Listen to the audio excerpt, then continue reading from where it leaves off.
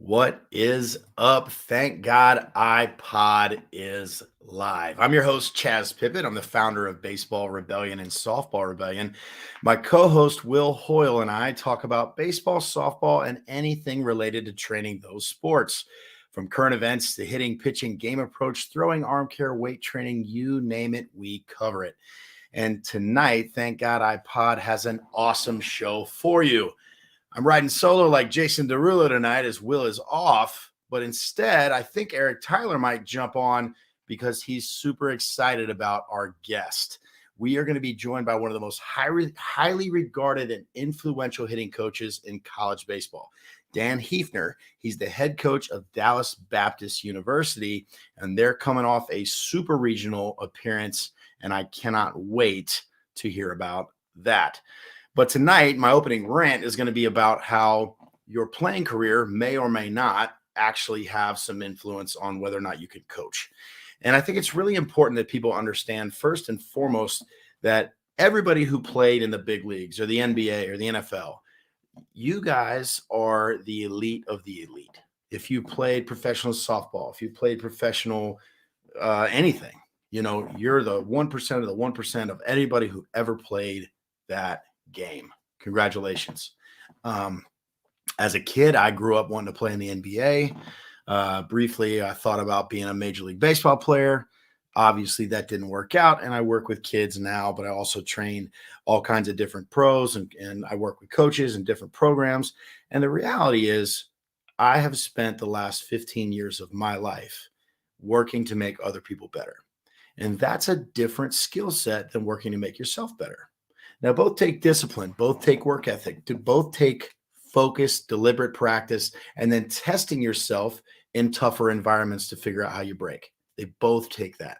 Both take an investment in money in yourself and in your business. Both take an investment in your body to make sure that you're healthy enough and strong enough to either compete or work a 14-hour day, which I am doing today. There are so many factors that make a great coach. Are you a captivating orator? Are you somebody who can make the moms want to come and pay for your lessons and instruction? Are you nice to the little sister? Are you nice to the kid that's in the cage with you? Some of that is kind of par for the course, because if you're a jerk, nobody's going to come see you. But if you can't make players better, eventually you fail. And everybody knows, or a lot of people know now, how Baseball Rebellion started. I mean, I literally started in a barn, and we have a beautiful 13,000 square foot facility now. Just recently sold the building, and we're looking to move to a different style of facility that will push Baseball Rebellion into the future. But none of that would be possible if I had been playing. I wouldn't be the coach that I am today if I were a better player than I was, because I wouldn't have had the time to devote my time to making other people better, to learning about how a 10-year-old boy gets better at rotating, to learn about the strength deficiencies a 14-year-old girl may have if she hasn't, gone through her growth period yet, to learn about what makes and motivates a 16-year-old kid to get in the weight room and change his or her body. How do I make people understand the fact that I didn't play actually makes me a better coach? Now, it does not make me more knowledgeable on how to hit a major league pitch from the experience of doing it. But what it does make me able to do is look at hitting differently. Because I didn't play baseball for a very long time as a youth athlete and then into pros, I can disassociate myself from the game. And it allows coaches like me to say, okay, I need player X to be better, and I'm going to do everything I can to make that happen. And there are plenty of examples of great players who weren't great coaches. Look at Magic Johnson. He was atrocious. Amazing player, horrible coach. Bill Belichick never played it down in the NFL. So there's a lot of ways to skin a cat, both on the coaching side and the experience side. And sometimes they can mesh and make a coach even greater. Other times, it doesn't work that way. So what I would say, if I'm a parent, and I am of two young boys, when I look at whether or not I trust someone to work at my facility or teach, Yeah, if they played pro ball, great. If they played in college, great. If they coached in college, great.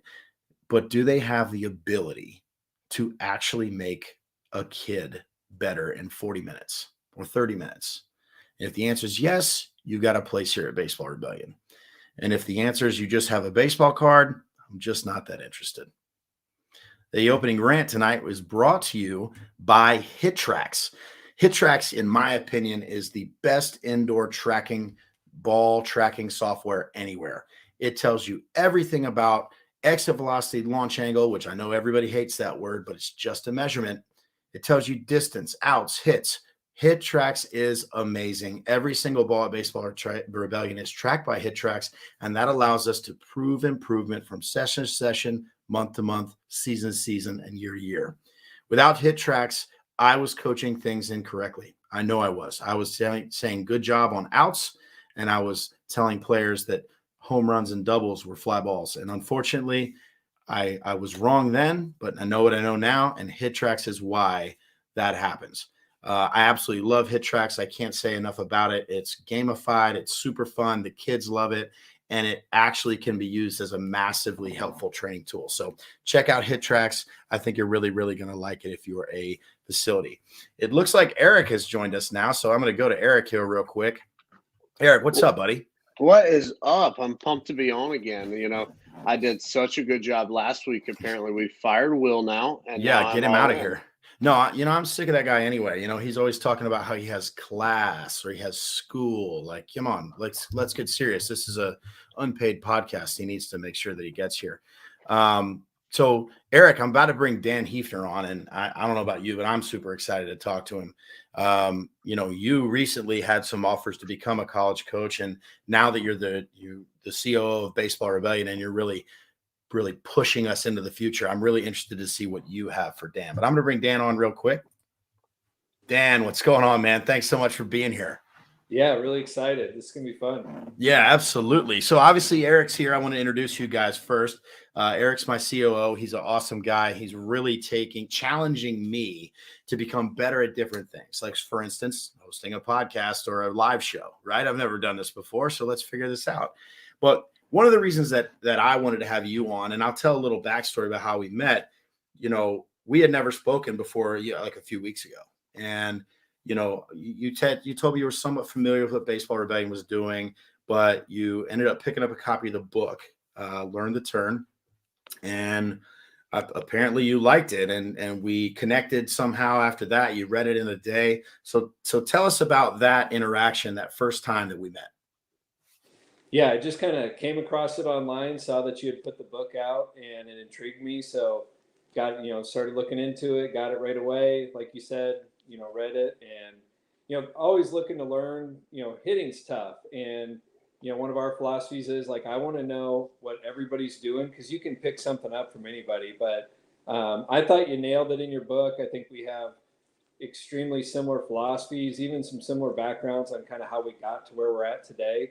One of the things that we've done for years is we do a lot, to prepare them to hit and to get their body moving correctly without a bat. We've done it with medicine balls, PVC pipes, all those type of things. And I agree with you wholeheartedly. Like, if somebody turns better, they're put in a better position to be a good hitter. The path improves if you turn well. The path's going to be better, more power.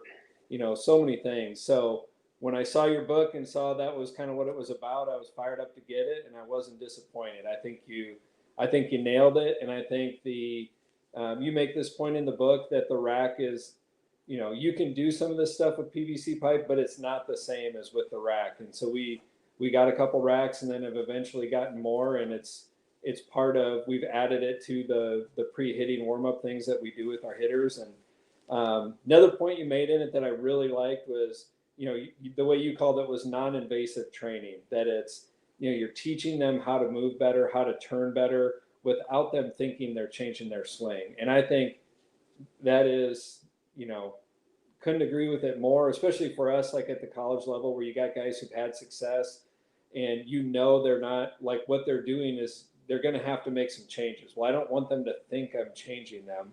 We're trying to figure out, okay, how can we how can we get them to move better without them thinking I had a swing overhaul and he changed my swing. And so that's what I love about what you're doing. And, really like the rack. You had a couple ideas in there I'd never seen before that I was real excited about, and we've implemented already. And, the way these go, and I'm sure it's been the same for you, it's oftentimes, occasionally you get the aha moment and it's just like a flip the switch overnight change, but oftentimes it takes some time and it just kind of evolves and blends into their swing. And so we've been doing it on a consistent basis, and have already seen some guys making some changes, moving better. And kind of the next step is adding resistance to it. So that's what I'm looking forward to next. So it's coming. Book 2. It's coming. Load the Turn is already being written. So you mentioned some stuff about the book that you really liked, and I mean, obviously, I didn't know you were going to say that, so I knew you liked the book because you bought some racks, so I kind of inferred that. But I really appreciate what you just said. You've got a director of hitting development on your staff, Sandman, right? And yeah, Sandman. That's a position that I have not seen many college coaches have, many universities being willing to invest in. Can you tell us a little bit about that position? Like, how long have you had it? What does Evan do? And how has that really helped your hitters kind of take the next step? Yeah, I think we really pride ourselves on development. That's the core of our program, and what allows us to be successful is just, we try to get great players. They've got to be talented, but they got to have big time drive to want to develop. And same for us as coaches. Like, we need to constantly be getting better. Our goal is to be on the cutting edge of college baseball development, and with that is technology. Kind of like you said in your opener, talking about hit tracks and how that just changes the game for the way you're able to coach. So, for us, it was TrackMan. We got TrackMan. We were one of the first college programs to get that back in 2015. And that kind of happened. Some of our guys got drafted into pro ball, and they donated back part of their signing bonus and got us TrackMan. And then since then, it's kept going like that. And so TrackMan. That's amazing that you got guys get drafted and immediately put money back into the program. TrackMan's not cheap. We're talking 20 grand easy. Yeah, we had a guy, he was a 3rd round pitcher, and he donated back and bought us TrackMan. And then he kind of started. It was Cy Snead. He made it to the major leagues, pitched for the Astros, had a pretty good career, but he kind of started that. And then since then, that's how we've gotten Hit Tracks, Rapsodo, Edgertronic Camera, Blast, like a lot of that technology that we have, KVest, it's been donations from former players. So, but with that, it's great to have those tools, but you got to use them too. And, that's kind of how we came about the director of hitting development. We started off with the director of player development, and then soon learned it's too big of a job. If you're going to do that on the pitching side and the hitting side, like, one side's going to suffer. So we kind of split it and, just have a director of pitching, director of hitting. And it started, our first director of hitting was Jordan Getzelman. He got hired away from us to be one of the hitting coordinators for the Brewers. He's now at Middle Tennessee State. And now we have Evan Sandman. So basically the biggest part of that job is they're kind of like my right-hand man. I get to implement all the hitting stuff. The way the NCAA works, like, they're limited on, they can't talk directly to the players, coach the players, but they oversee and run all the tech. So, for instance, like we use TrackMan for all of our scrimmages. So we see everything that the hitters are swinging at. Like, that's a big deal to us, is to track, what do you swing at? What's your chase rate? But we really try to focus on their strengths. So what do you hit well, to be able to give them a heat map of what are the locations you handle the best, and for them to know that and help their approach when they go up there. And then obviously we want data off the bat too. And, one way we use that is, again, hitting's hard, and we want to give them as many ways as possible to feel good about what they're doing. So, we're using exit velocity, launch angle. You mentioned it in the opener. Like, I'm not sure why launch angle has a bad rap. It's just it's a measurement, and you can whatever you like to measure, whatever launch angle you like, then you need to give feedback for guys of where you want them to be. So, like, we had a scrimmage yesterday, and then today, like, Evan then goes in as soon as that scrimmage is done, and he's going to come up with a barrel sheet and send that out to the guys of every ball over 95.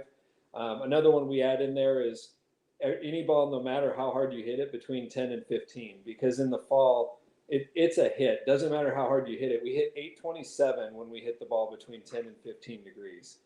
We're huge on, we want to drive the ball. We want extra base hits.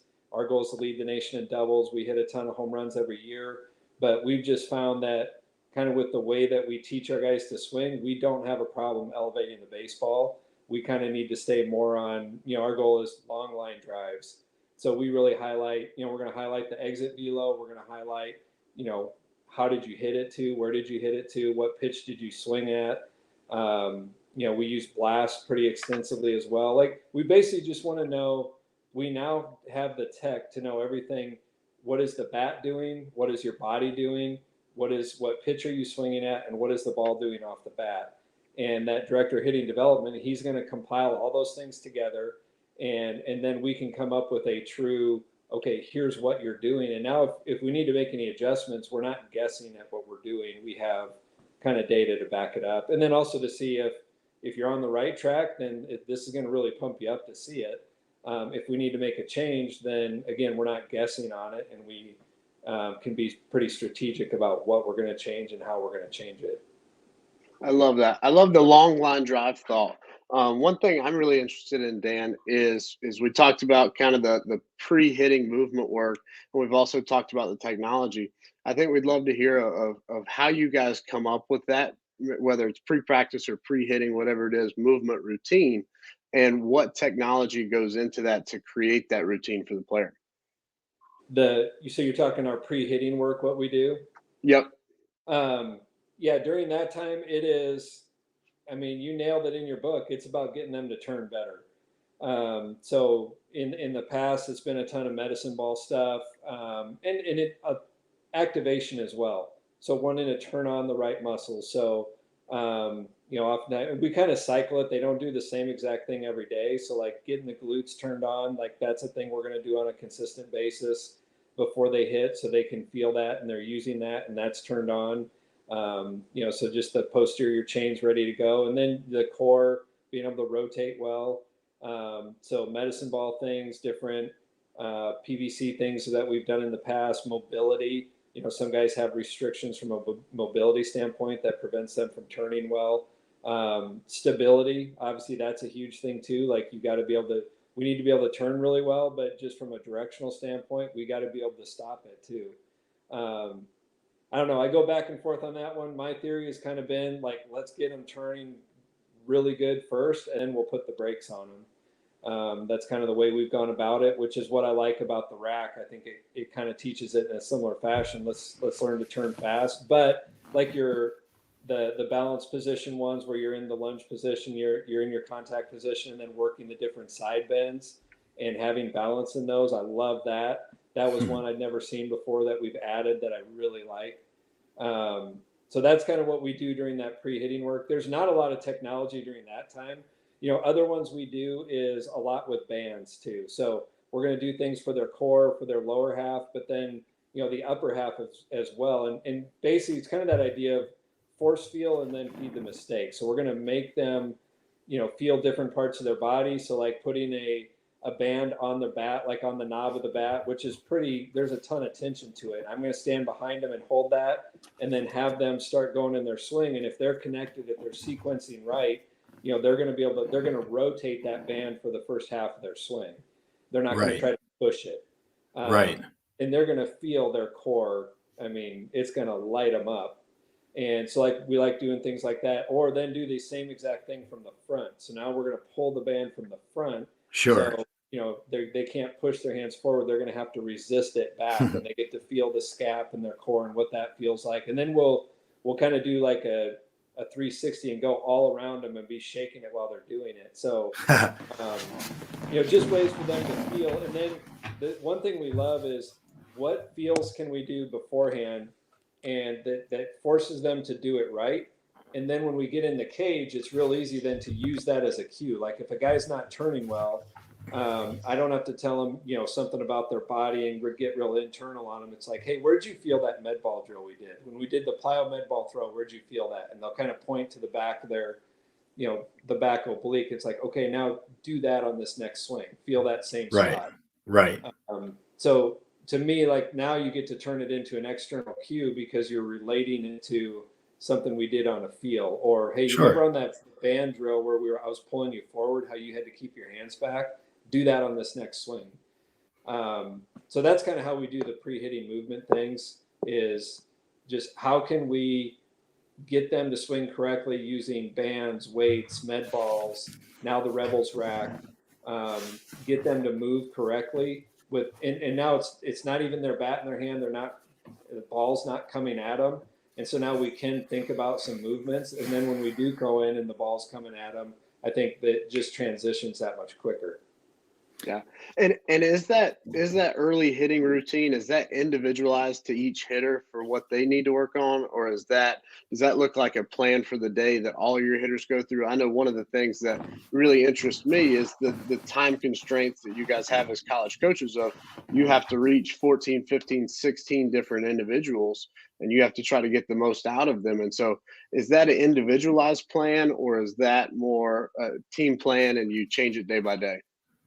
Yeah, that's a great question. And that's something I love that part of coaching and working with hitters is how do you develop a team mentality philosophy that allows guys to be themselves too? Yeah. Another kind of just developmental thing that we have is like we want it to be a two-way street where it's not we tell them everything to do and they just basically follow our recipe. Like we want them to be an active participant in their development because they have to feel it. And ultimately we want them to become their own best coach. So the route we've gone with that is when we start the year, when we first start the fall and guys come in, we tell them they are all going to do the same thing. And we're going to teach them these different feels and teach them the different drills.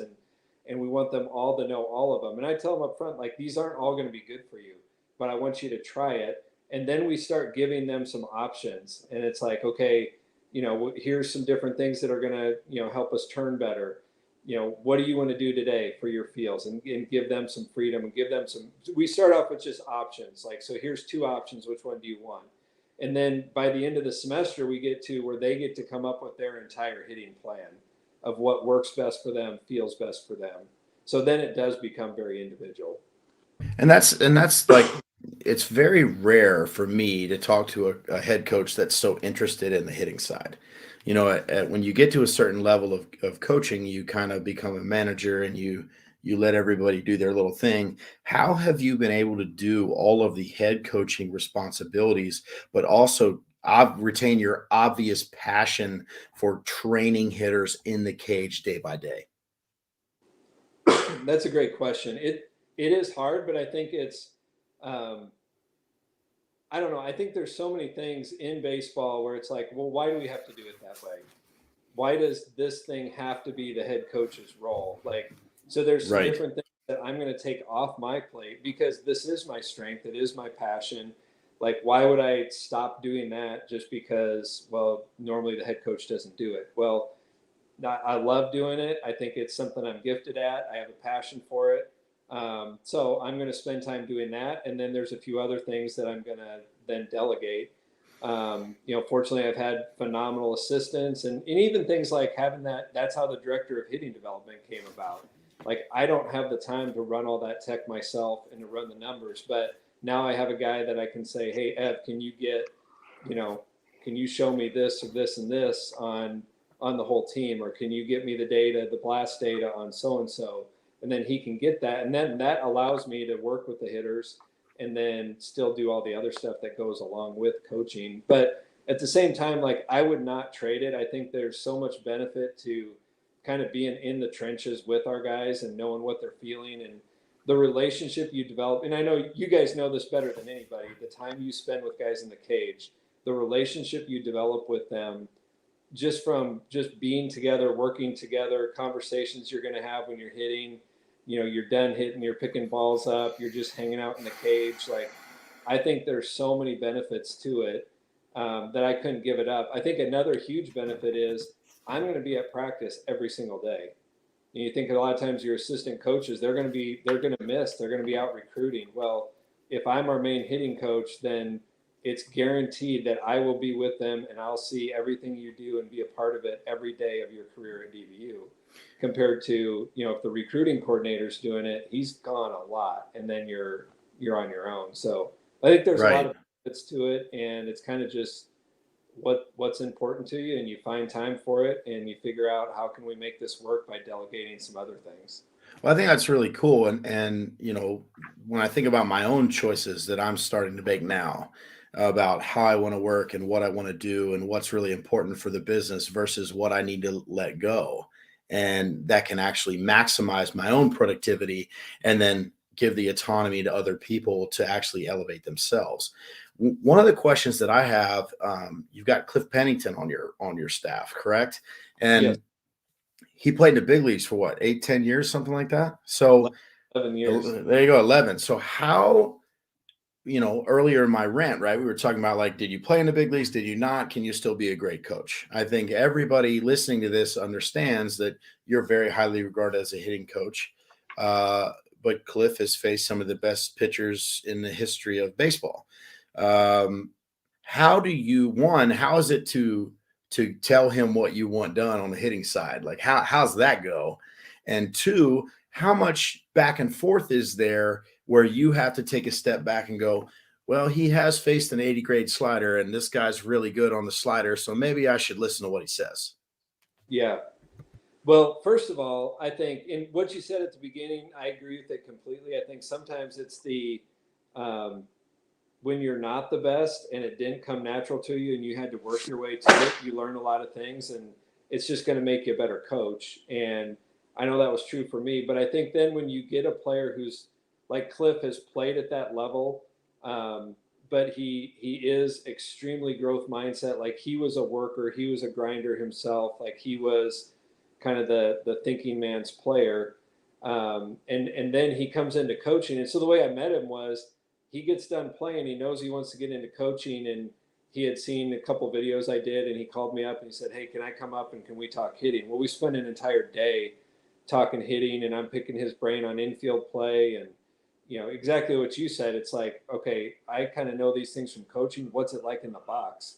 And, so we start going through that and just had a great time talking. And then that kind of started that relationship. And then we had an opening and, interviewed him, ended up hiring him. And he's unbelievable. But I think the key is if you have experience plus humility, it's unbelievable.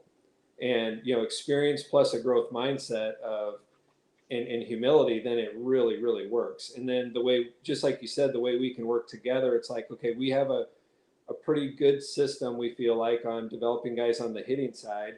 So, and then we just talked about that, like, let's kind of keep these things the same. I want your feedback though, like, just what you feel, what you see, what you think. So it's constantly asking him, what do you think? What do you think? What do you think? And then he gives feedback. We try to be real careful though about, having a unified message to our guys and being careful about, you don't want multiple voices and then accidentally you say different things to each other. But, where he is just unbelievable is like the approach side of things, in game, game planning, picking up tendencies, how guys tip pitches. Like when you've played that long, like you pick some things up. So it's been phenomenal because of the type of person he is and his humility and his attitude. And like, so it's literally every time we talk to the group, I usually start it off, I share something and we go through it, get some feedback from players, and it almost is always going to be, Cliff, what do you think? And then, he'll jump in with what, things he's experienced before. And it's been awesome. Probably the same as what you guys do, where you have things you coach and things you teach, and then you try to find a big leaguer that, a quote that he has or a video or where he's talking about something similar. Well, we have the cool thing of now I have that every day in person. Nah, that's definitely cool. I know when Ryan Mountcastle just came up and hit, and hold on, let me pick up that name I just dropped. Sorry about that. Ryan just came up and hit, and he hit 33 home runs in the big leagues last year. And it was funny. I've only seen him play 2 games ever. And one of the games he actually hit 3 home runs at the game I was at. What's funny is he was 0 for 3 going into that last at bat of his first game. And my wife, Megan, looks at me and goes, "Is he even good?" And I'm like, "Megan, it's hard." Like, I was like, "This is really hard. Like, I have no idea how he's doing what he's doing." But, people ask me all the time, what do you tell Manny Ramirez? What do you tell Ryan Mountcastle? What do you tell Mark Canha about hitting in a game? The answer is not much. You just try to get them to understand if they get themselves into optimal positions to rotate fast, then they can see the pitch longer, decide later, and make their elite movements work.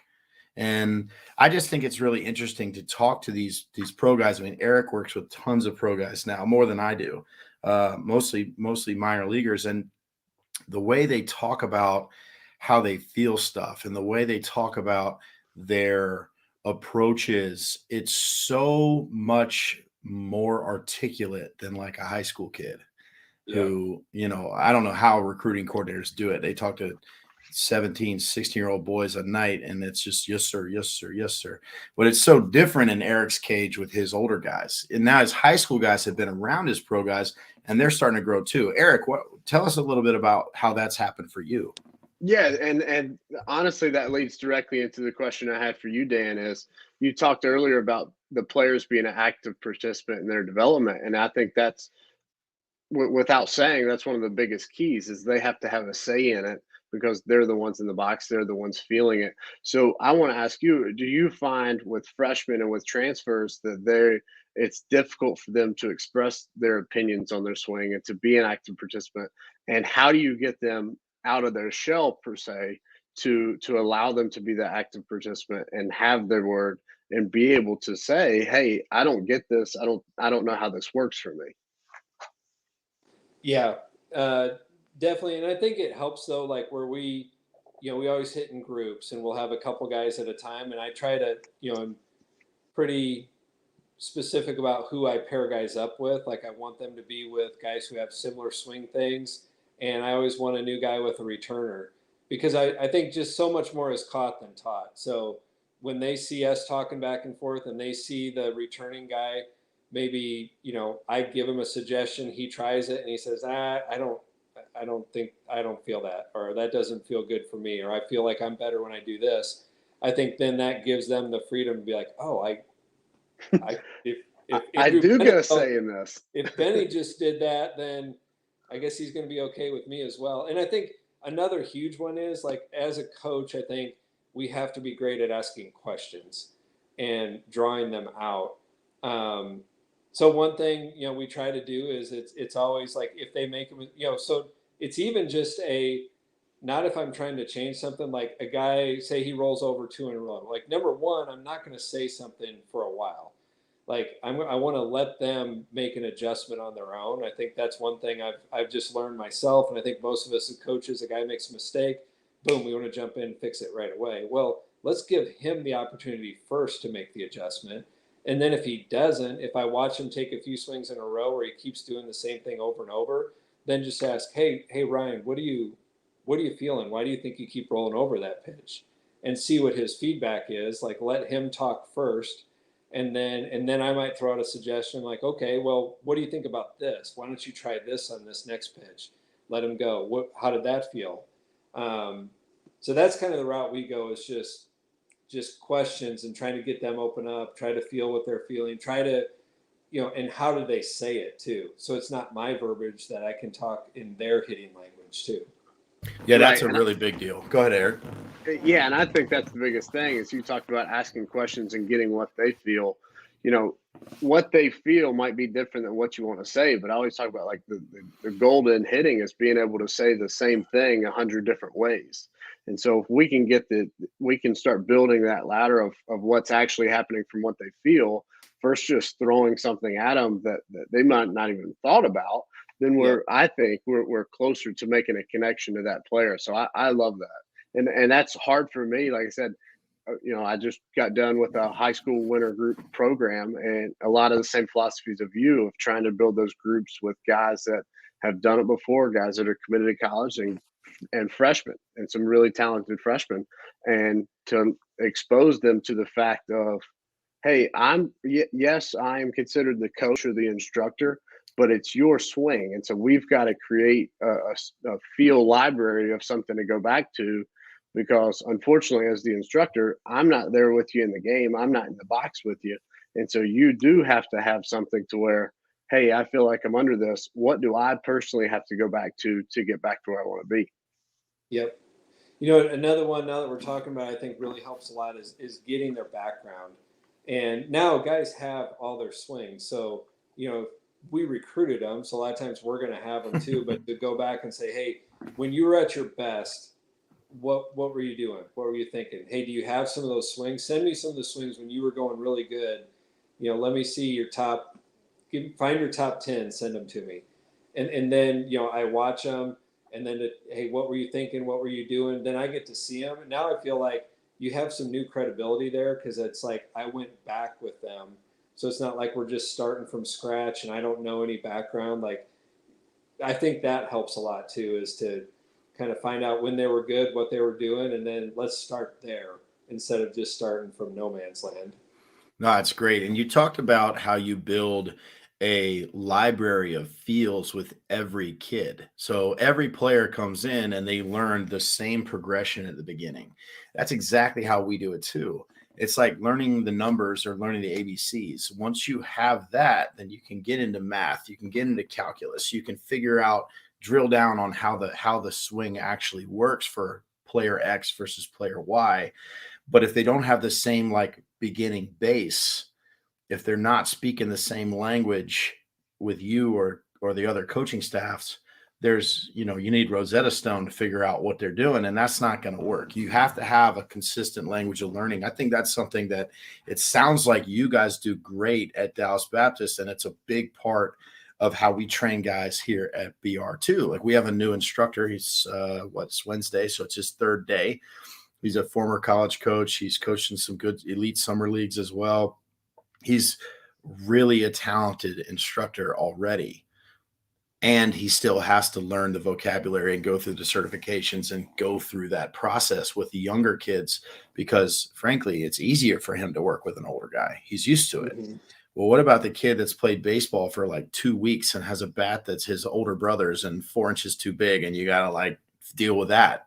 And we do that all day long. And so that's the unique thing about Baseball Rebellion is we never know who's going to walk through the door. Today we had a 68-year-old and I worked with a 5-year-old.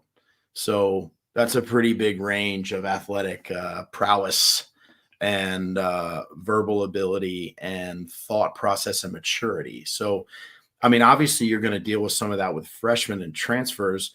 Do you ever have problems with people that, say they come in and they have a very specific hitting philosophy that's what they do? And maybe you didn't know this when you recruited them, or do you ever have any resistance from players or even on the coaching staff to your ideas, or are you kind of past that? Yeah, that's a great question because obviously now everybody can, you can look things up online, and a lot of guys are going to have, say, their own hitting coach from when they were in high school or whatever, or a junior college guy where he's had success in the past, so he kind of has his way of doing it. That's again where I think we just want to build rapport with them first, and then, I think you earn it. Like I think you have to earn trust with guys, and I think where we can show them, obviously past success, so they know that. But when I'm selling something to them, I want to have a reason behind it. Like there needs to be a why behind everything we're doing, and I want them to ask questions, and I want to explain the why on everything we do. So I think we really haven't, butted heads a whole lot on things in the past. Like there's time to time where I just know this is not going to work. Like what you're doing, like we're going to have to make a change. And I know sometimes the theory is you let them fail, and then they're going to be more open to it. But there's also a point where it's like we don't have enough time to let you fail. Like we need to start working on this right now. I don't know. I just have just found, let's just be honest, open, just go straight to the point on things, and then try to earn their respect, earn their trust. And I think, we always go to the best. Like we're going to big leaguers all the time. Like those guys, like what they're doing it for a reason because it works against elite pitching. And obviously there's some nuance on how they do things and some different styles and stuff, but I've always found like you can sell it when you compare them to. We try to find guys like a big league comp.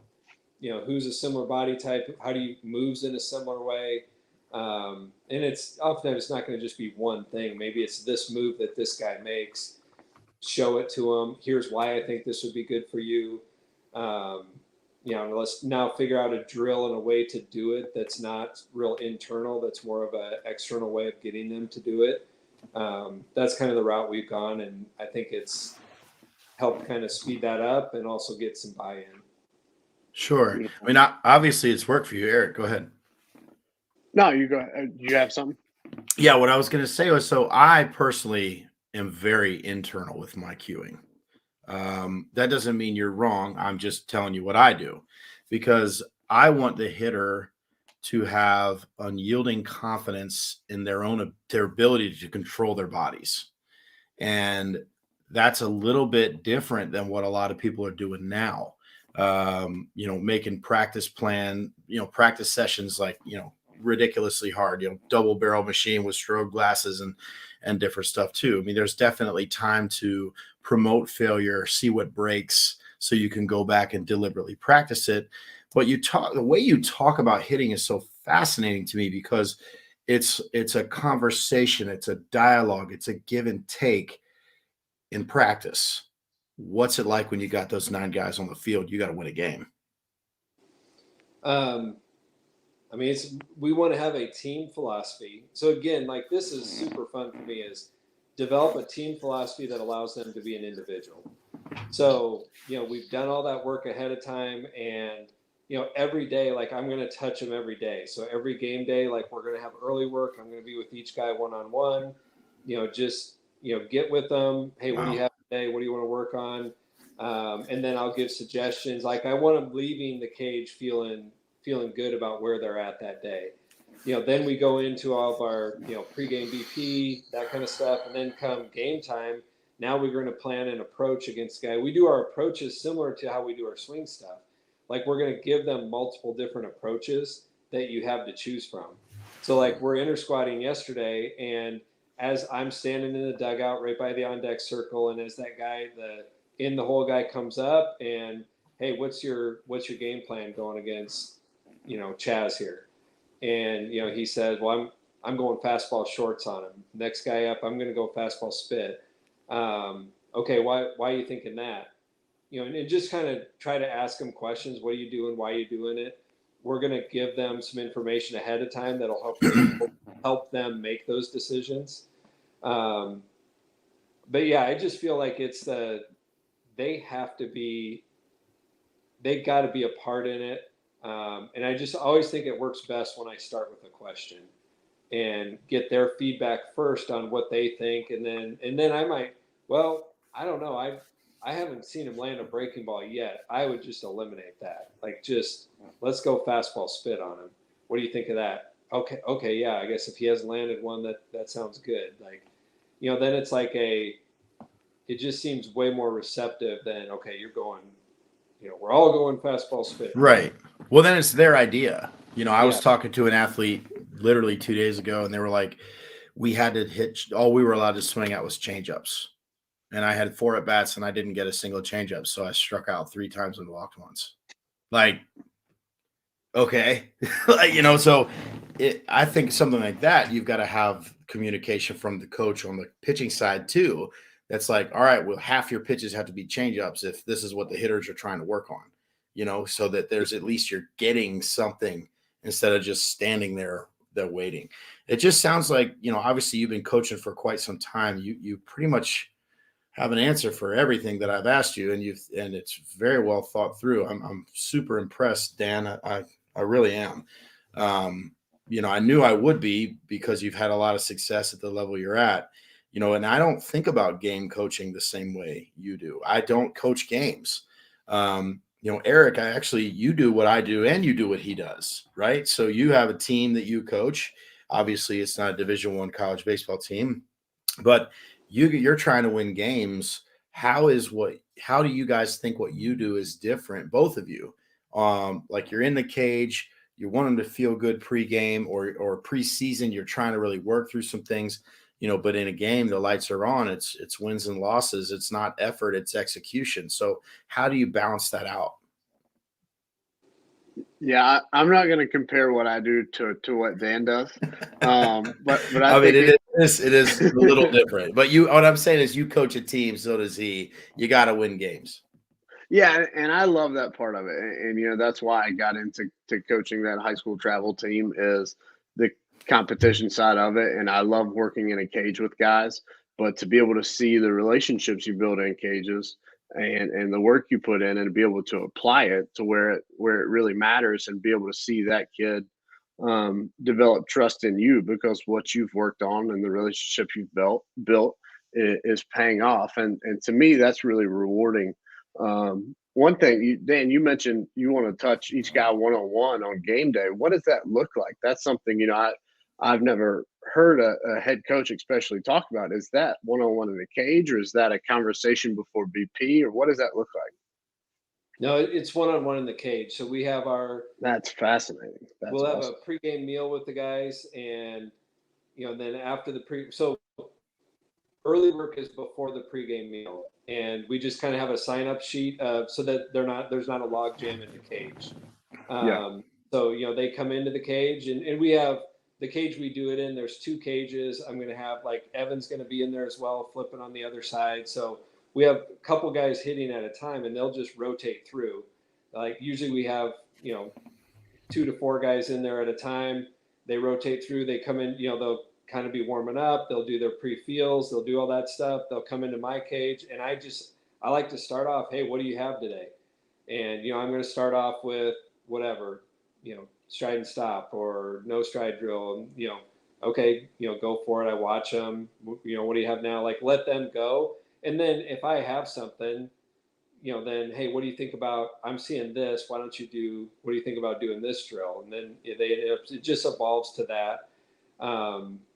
So that's kind of how we do it. It doesn't take long. Like if they're in there for 15 minutes, again, because I don't want to wear them out. Like we still have pregame BP and everything else that goes into it. But I feel like if I can hit them for 15 minutes every day, like I have a really good feel for what they're feeling, what they're working on. I'm able to give them suggestions. I get their feedback, and boom, just in and out, and do that on a consistent basis. Like that adds up to a lot of time over the course of a week, a month, a season. So that's kind of how we go about it. So it doesn't, for me, it doesn't take. It's super easy. It's really not a big deal. Like it takes, 16 hitters. I can touch all of them in an hour or an hour and 15 minutes. Like that's not that big of a thing. And to me, that is well worth it.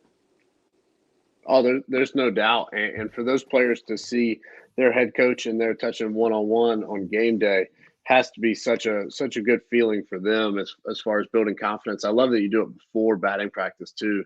Then you can get that work in, and then they get to apply it in batting practice. I just think that's a great idea. I'm sure there's other coaches out there that do it, but this is the first I've heard of it, and that's just outstanding. Yeah, I've never heard of that either. That's amazing. Well, listen, I don't want to take too much more of your time. I know Eric and I have been rolling since 9:30 a.m. Eastern, so we probably need to get some sleep at some point. But I really, really appreciate you coming on.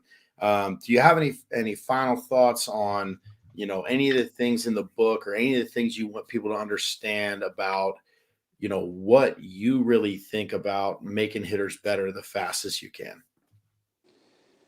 Well, I'll digress to one thing you talked about earlier, like what you guys are doing, where you go from, you could have a kid who's just starting playing to a pro ball guy. Remember Rudy Jaramillo when he was coaching for the Rangers for a long time? He's one of my favorite hitting coaches of all time. If you want me to dork out on Rudy Hermio, we can do that another time. Okay, so Rudy, same as you, like you and I, we do the same thing. Like we can learn from anybody, and you try to. If they're getting results, like okay, what are you doing? So I'm digging into Rudy, and I find out in the off season he's a big league hitting coach for the Rangers when they were rolling, like when it was Gonzalez and Ruben Sierra and Palmeiro and all those guys. And in the off season, he's doing lessons with kids. And somebody asked him like, what why do you do that? You don't need to do that. He's like, it makes me better. Like I'm a better and it's an awesome lesson for all of us as coaches. Like, we want our players to get better, and how do you get better? Like, you put time in and you work at it. And it's the same for us as coaches. If we want to become better coaches, you put time in. And just like you said, like, if you can teach it to, sometimes, like, having to be able to simplify it and to get a kid to be able to do it. Okay, like you said, now it's going to be a whole lot easier with that older guy who has a better feel for his body. But like, I have 5 boys myself. I've learned so much working with them of, where they just can't do it like this. So you got to figure out a way to say it and do it and get them to feel it. So I think what you guys are doing awesome. And I think, like, when we have camps, I tell our coaches that, like, no, we're going to coach in camp, and we're going to do it because we want this kid to have a great experience. We want him to learn something, feel good, and get better. But the other reason we're going to do it is because it's going to make us better coaches too. So I really like what you said with that and how you guys do that. I don't know. I just genuinely, and you didn't ask me to pump the book or anything, but I'm going to, because I really believe in it. Like, if you turn better, you're a better hitter. It's going to help everything. Your power, like you said, you're going to have more time. You have a later point of decision. You have more power. Your path is going to be better. It's going to be easier for your hands to work if your body is turning right. And, like, the one thing I really loved in yours is the side bend, like how you're incorporating side bend and rotating to different locations. Well, that makes your hand path, your hand adjustment, so much smaller if you're able to turn with different postures. Yes. So I think that's outstanding. And yeah, if you're a better mover, you give yourself a chance to be a better hitter. Like, no question about it. So, and then to me, then it's finding ways, like you said, you go internal. I can nerd out on internal stuff with guys. I got to be careful to not do it too much, because that's the way my mind goes. Like, I got my master's degree is biomechanics, and my emphasis was on the biomechanical difference between contact hitters and power hitters. That's what I did my thesis on. So I can go there fast, but that's what I love about the feels and the rack. Like, to me, you can go internal on those things and get them to move correctly, so that then when you put a bat in their hand, now they can be more external and more free. I love it. Things I loved about the rack and your program and the book. I mean it. I can't wait for book number 2, because I think what I've learned is, like, with adding resistance just helps you feel things at a whole nother level. Like resisting it, and I don't know what's in there. I'm guessing it's probably resist and assist. Sometimes it's, making them do it right, and now resist them, force them to do it right on their own. So I'm fired up for that part of it, to see how you've done that and just what you've learned, because you guys have put in thousands of hours of doing these things, and I kind of get to skip a little bit of that and find out where you're at. Yeah, you're exactly right. Resistance, assistance, and then also angle of force is really, really important. And, I think that gets missed quite a bit. Last thing I'll say, and then I promise I'll be quiet. One of the biggest things that I think is problematic is weighted bats. The angle of force is down. We're swinging around. So people just understanding the value of something as simple as, like, wind resistance instead of weight pulling you. Little things like that, I think they're very, very subtle, because a weighted bat, a sledgehammer, a banded pull or whatever, they all kind of seem the same. But when you start talking about angles of force and you start talking about bat path and staying on pitches, they're not the same. And the way your body is dealing with supporting gravitational force versus centripetal force is radically different on the musculoskeletal system. So you just have to make sure that you don't maybe get into that with the hitters, right? But you got to know it, and then you've got to be able to implement it in an intelligent way. So you will like Load the Turn very, very much, I believe, and I cannot wait for you to read it. I'm going to make sure that you read it before I put it out. Maybe I'll even trick you into writing a forward. Who knows? All right. That'd be great. Well, thank you so much for being here. Eric, I appreciate you jumping in and filling in for Hoyle. I've loved talking to both of you. And every time I do a pod like this or a live show like this, I learn something, whether Eric says something smart or Dan, you. I haven't learned anything from Will yet. Maybe that'll happen someday, but I don't know. But, again, thank you so much for being here. Thank God iPod is every Wednesday night at 9:30 and very soon on iTunes and wherever get you your podcast. Dan, thanks again. Have a great night. Yeah, thanks for having me. Eric, great job demoing on Learn the Term. Thank you. All right. See you guys.